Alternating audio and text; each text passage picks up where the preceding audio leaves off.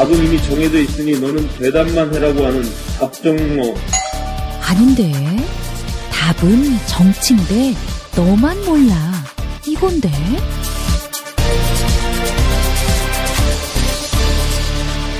국민보좌관 김성회의 답정너.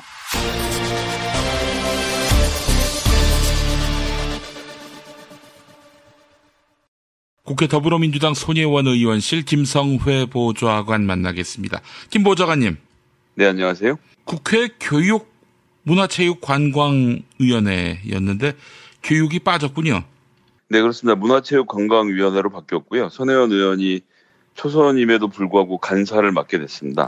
그래요. 그래서 교육은 또 따로 위원회가 있고 문화체육관광위원회가 별도로 이제 상임위원회를 구성하게 됐고 여기에 이제 여당 간사가 손혜원 의원. 위원장이 누굽니까? 안민석 의원이 위원장을 맡았습니다. 수도권 내리사선. 네, 그렇습니다. 예, 알겠습니다. 그래요. 활약을 또 기대하고 야당 간사는 누굽니까? 박인숙 의원이 자유한국당 간사를 맡았고요. 바른미래당에서는 이동섭 의원, 그리고 민주평화당에서는 최경환 의원이 간사를 맡았습니다. 그래요. 이제 원내교섭단체가 간사를 만들 수 있으니까. 그런데 이제 아무래도 의석수로 보면은 더불어민주당이 가장 의석이 많은 거죠? 네, 그렇습니다. 알겠습니다. 아이고, 참, 박인숙 의원 같은 경우에는 바른정당 갔다가 또 돌아온 케이스 아니겠어요? 그렇지만 하여튼 의원으로서는 저는 서로 좀 품위를 지키면서 위원회를 이끌어갈 수 있게 되지 않을까 싶은 생각을 일단 하고 있고요. 예. 교육문화체육관광위원회 같이 있을 때는 국회의원이 30명이 150개 가까운 산하기관들 포함해서 정부 측 감사를 했어야 했는데 이거를 쪼개는 것 자체는 전 의미가 있는 것 같아요. 교육하고 사실 체육문화관광은 아무 상관이 없기도 했고 그래서 전문적인 영역이나 이런 것으로 봤을 때 나누는 거 잘 한 일인 것 같고요. 이런 과정을 통해서 국회가 좀 더 전문적으로 감사를 하고 내용을 들여다볼 수 있도록 되었으면 좋겠습니다. 네, 안타까워하는 분도 있어요. 이은재를 잡을 사람은 손혜원 의원밖에 없는데 그 이은재 의원이 법사위를 갔어요. 예, 법사위는 고생을 꽤 하시지 않을까 싶은 생각이 드네요. 예, 쉽지 않을 겁니다. 그래요. 이 손혜원 의원이 닥치세요 한마디만 하면 판이 정리가 되는데 안타깝습니다. 그렇습니다. 아니 그 이은재 의원에 대해서 손혜원 의원이 어떤 입장이세요? 따로 입장이랄 게 없고요. 같이 라이벌 혹은 이렇게 대립구도로 보여지는 것도 사실은 되게 불쾌한 일이죠. 손 의원 입장에선.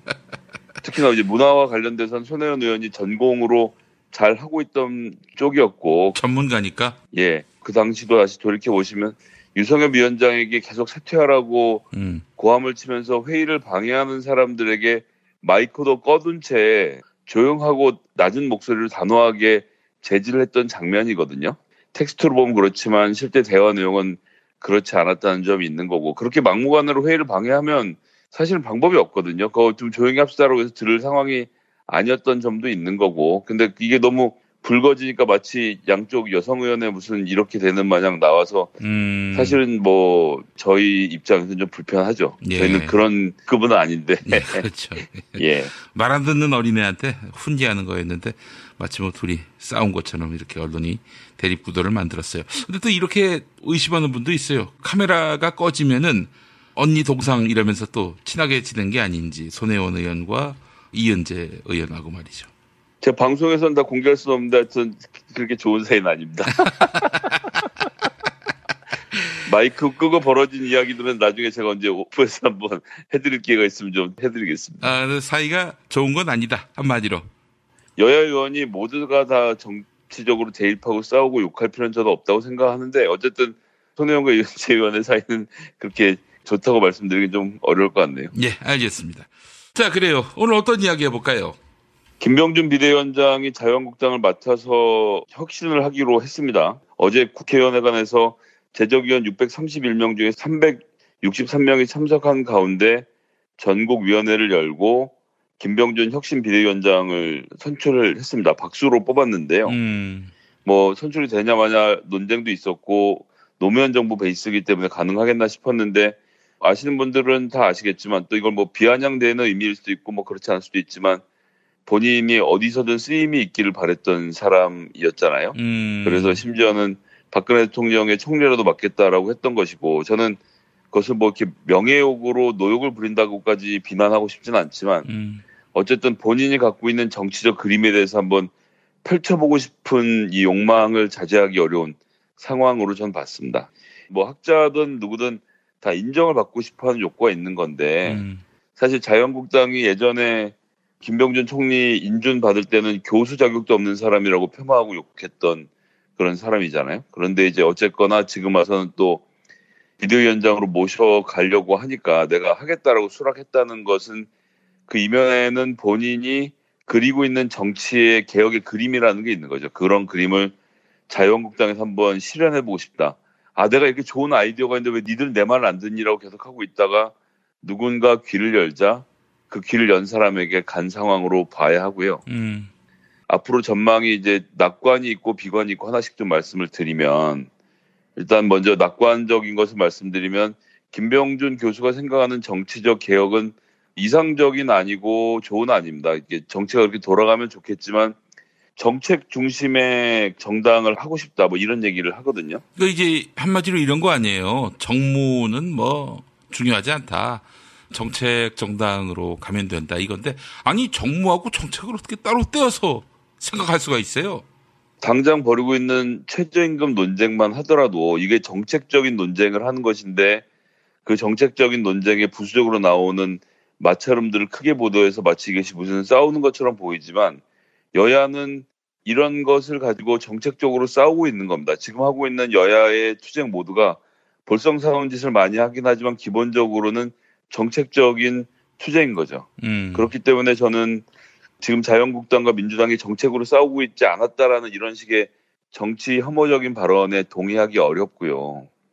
그리고 또한 정책 정당으로 거듭나겠다라고 뭐 거중만 올려갖고는 될 일도 사실은 아니거든요. 이게 뭐 6개월 동안 준비하면 갑자기 정책 정당이 되고 말고 할 문제도 아니고 제가 조금 전에 말씀드린 대로 지금도 정책에 대한 많은 논의를 벌이고 있기 때문에 정책 정당이 아니니까 정책 정당으로 만들겠다라고 하지만 실제로는 정책 정당인 상태라서 이게 개혁의 속도를 내기 쉽지 않다는 점이 있고 또 뭐 동시에 인적 청산도 지금 공천을 한다 만다 말을 할 수 없는 상황이 있기 때문에 예, 이런 것들을 어떻게 할 것인가. 그래서 생각해 볼 수 있다면 다선 의원 금지법 뭐 혹은 내규 이런 것들은 저는 김병준 의원이 내놓을 수 있는 카드 중에 하나라고 보는데요. 무조건 선출을 금지하는 게 아니라 한 지역에서 몇 선 이상은 할 수 없다라는 공천 기준을 만드는 정도는 혁신안에 넣어볼 수 있죠. 3선을 하면 무조건 다른 지역으로 이동하는 것으로 본인이 국회의원회는 하고 싶다면 여하튼 이런 종류의 이런저런 장치를 만들겠지만 제가 누차에 걸쳐 말씀드렸습니다만 자유한국당의 가장 큰 문제는 다선 의원들에게도 있지만 진박 친박 간별사들이 동원돼서 뽑은 내내만 하는 관료 출신의 진박 의원들에게 전 더 큰 문제가 있다고 생각하거든요. 김무성 의원이 잘했건 못했건 간에 어쨌거나 본인의 정치적 입장이라는 걸 갖고 계속 끊임없이 싸워왔던 과정이 있는 거 아닙니까? 그 과정을 저희가 때로는 상대편에 대해서 희화하기도 하고 또 비웃기도 하고 어떨 땐 격려하기도 했지만 여하튼 정치적 활동이라는 걸 했던 거거든요. 김무성 의원은 그것이 옳든 그르든. 예. 그런데 지금 자유한국당 초선 의원들 중에서 정무적인 활동을 하고 있는 사람이 누가 있나 돌아보시면 별로 없습니다. 저는 이런 것들이 큰 문제가 될 것이라고 생각을 하고요. 그렇기 때문에 인적 혁신이라는 것이 초선 포함 인적 혁신이 되어야 하는데 글쎄요. 이런 점에서는 저희 입장에서는 낙관적으로 이것은 망칠 것이다 이렇게 보는 것이 하나 있고요. 예.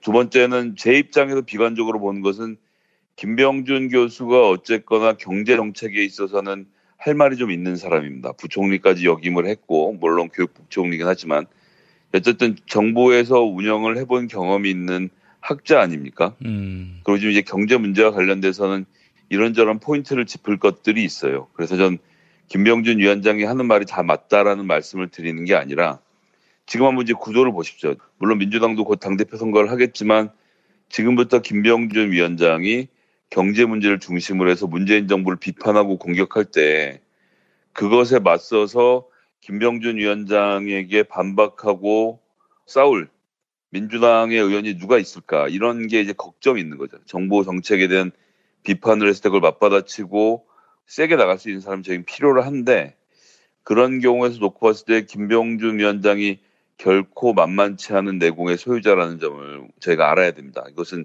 상대방을 무조건 폄하한다고 해서 우리의 상황이 좋아지는 것은 아니거든요. 그런 점에서 봤을 때 김병준 위원장이 갖고 있는 정치적 식견이라든지 경제에 대한 비전 이런 것들을 저는 발휘를 할 것으로 보고 그렇기 때문에 들어와서 제일 먼저 하는 일은 당 명칭을 바꾸는 일이 될 텐데요. 저는 당 명칭에 경제란 말을 집어넣어서 이런저런 궁리를 해보지 않을까. 경제 활성화당 이렇게는 좀 심하지만 어쨌거나 경제라는 단어가 들어가는 당명이 나올 것을 좀 예상을 해보고요. 경제 문제를 중심으로 해서 어쨌든 이런저런 이유로 현재 어려운 가계 경기 때문에 고통받고 있는 서민들을 어떻게든 자기 편으로 돌려 세워서 문재인 정부의 지지율을 10% 정도 더 깎아먹는 것으로 본인의 소임을 다했다고 생각할 가능성이 높다라는 점이 있고요. 그렇기 때문에 경제 문제에 대해서는 저희가 좀 더 자세하게 들여다보고 반박할 준비를 충분히 하고 있어야 한다는 말씀을 좀 드리고 싶습니다. 굉장히 긍정적으로 평가를 하시는데 좀 달리 보는 부분은 뭐냐면은 지금 김병준 위원장에게 과연 자유한국당이 힘을 실어줄 수 있겠는가 하는 점에서는 전 답이 없다고 봅니다. 김병준 위원장을 마쿠에서 미는 사람이 이제 홍준표 대표인 걸로 알고 있는데 그걸 이제 친박들이 모르질 않아요. 그러니까 이대로 김병준 체제가 안착하면은 차후에 공천에 있어서 자기들한테 유리하지 않다는 걸 알고 있기 때문에 어쨌든 이 비대위 체제를 조기에 끝내려고 흔들기에 나설 것이고 그렇다면은 아무 조건도 없이 비대위원장직을 수락했다는 거 아니겠어요? 사실 친박 의원들을 호령할 컨트롤링할 그런 카드가 전혀 없는 상황에서 휘둘리다가 조기에 그 역할을 끝낸다면은 하나만한 일만 하지 않겠는가 하는 생각이 들고 그런 의미에서 보자면은 자유한국당을 확실하게 김병준 당으로 만들지 못한 이상은 제 아무리 멋있는 발언을 해도 또 기막힌 그런 정책을 이야기한다 하더라도 과연 이것이 자유한국당 회생에 도움이 될 것인가? 저는 좀 회의적으로 보는 편입니다. 예, 저는 그래서 김 PD님의 의견과 대동소이한데요. 그렇기 때문에 자유한국당의 정치 혁신은 실패하지만 비대위원장이라는 사람이 마이크를 잡고 앞으로 3달, 4달 가까이 주구장창 문재인 정부의 경제정책을 공격하는 방향으로 계속 마이크를 잡을 때 자유한국당의 지지도가 올라가진 않아도 더불어민주당과 문재인 정부의 지지도가 깎여 나갈 수 있다는 점, 거기에 대해서 저희가 대비하고 싸워야 된다는 점에 대해서 그래요. 경고라면 좀 지나친 표현이지만 어쨌든 그런 점에 대해서 제가 좀 관심 있게 지켜봐야 한다는 말씀을 좀 드리는 거였습니다. 김 PD님 한번 정리를 해주시니까 얘기가 딱 정리가 되네요. 예, 알겠습니다. 저는 김병준 씨에게 힘을 실어줄 자유한국당이 아니라고 보기 때문에 게다가 또 김성태 원내대표가 밀어서 세운 거 아니겠어요?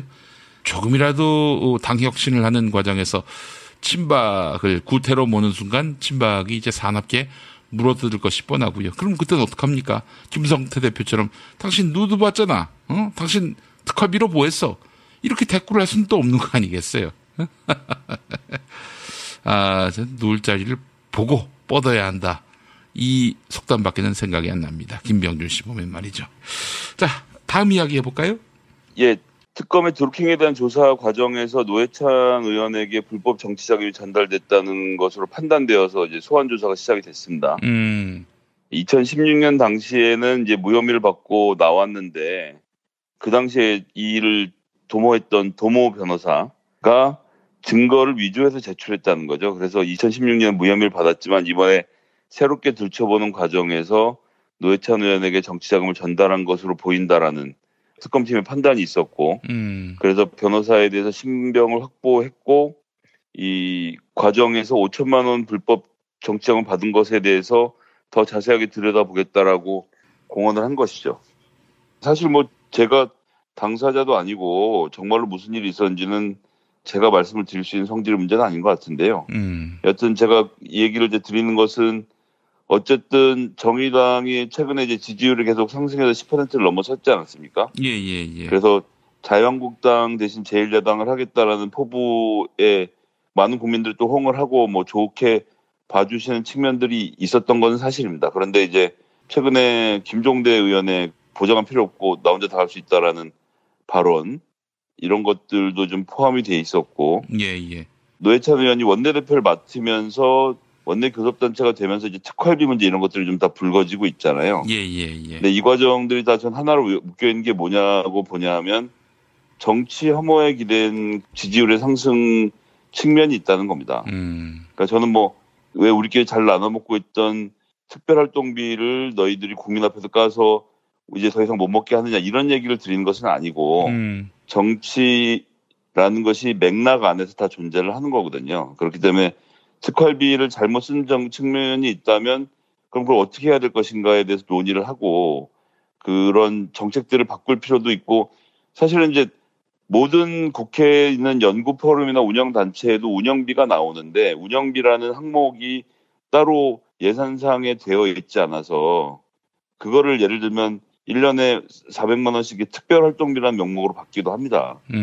그렇다면 이게 뭐 진짜 영수증도 없이 막 쓸 수 있는 돈이냐면 그렇지는 않아요. 그것은 뭐 이러저러한 행사를 했고 그런 과정에서 뭐 다과를 마련했고 뭐 이런 식으로 다 써야 하는 이유를 대야하고 쓴 돈과 영수증들을 다 제출을 해야 하거든요. 특별활동비라고 하더라도. 근데 이런 것들 이제 맥락을 다루고 특활비를 받았다라고 하는 것을 이건 정치 혐오 아니겠습니까?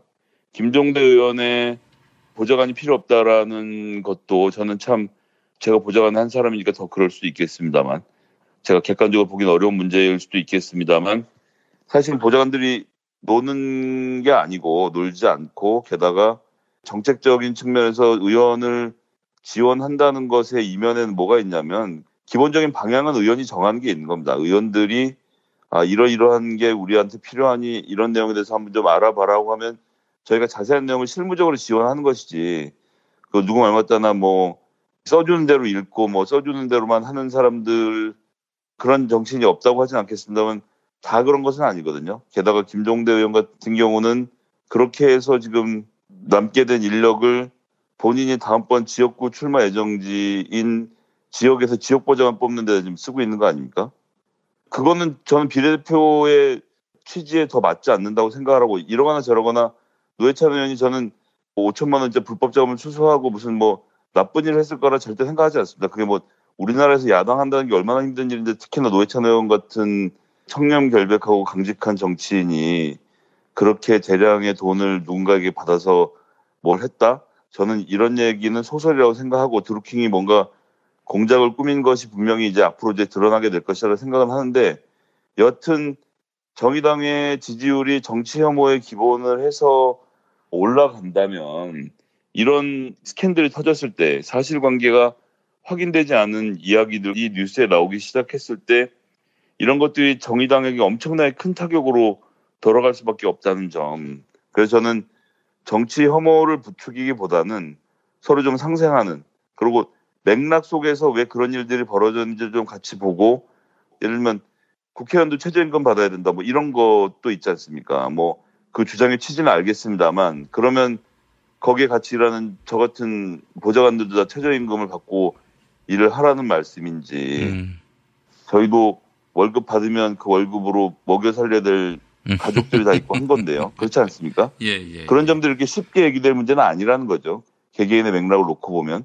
그래서 저는 노회찬 의원이 이번 드루킹 공작에서 빨리 이 문제를 잘 해명을 하시고 빠져나오시길 기대를 하고요. 한편으로는 정치 혐오에 기반한 정치 활동과 지지자들의 지지도를 얻는 것은 결코 정당 발전에 큰 도움이 되지 않는다는 말씀을 또 한번 좀 같이 드리고 싶었습니다. 아이고 복잡한 일에 얽히게 됐네요. 노회찬 의원. 예. 그렇습니다. 예. 근데 뭐 어떻게든 해명을 해서 잘 빠져나갈 거라고 생각합니다. 뭐 노회찬 의원이 그랬을 리가 있나요? 그렇게 큰 돈을 잘 알지도 못하는 사람에게 받았을 가능성은 저는 0%로 봅니다. 저는 뭐 국회의원도 그렇고 보좌관도 그렇고 하는 일이 뭐 마음에 안 든다 하더라도 적게 줘야 한다. 징벌적으로 감액해야 된다.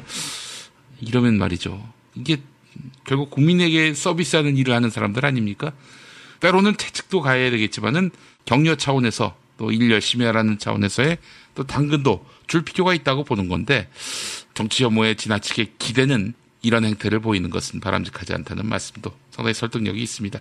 아니 뭐 예를 들어서 너무 적게 주면은 부당한 돈을 또 이마이 포켓 할 유혹을 또 느끼지 않겠어요? 그리고 또 좋은 인력들이 지원을 하기도 어려워지고요. 그렇지. 그런 여러 가지 예. 문제가 생기겠죠. 그렇습니다. 국회에 좋은 인력들이 많이 가서 또 그렇게 해가지고 국민에게 나은 정치를 보여준다면은 그러면 뭐 그건 또 국민에게 또 이득인데요.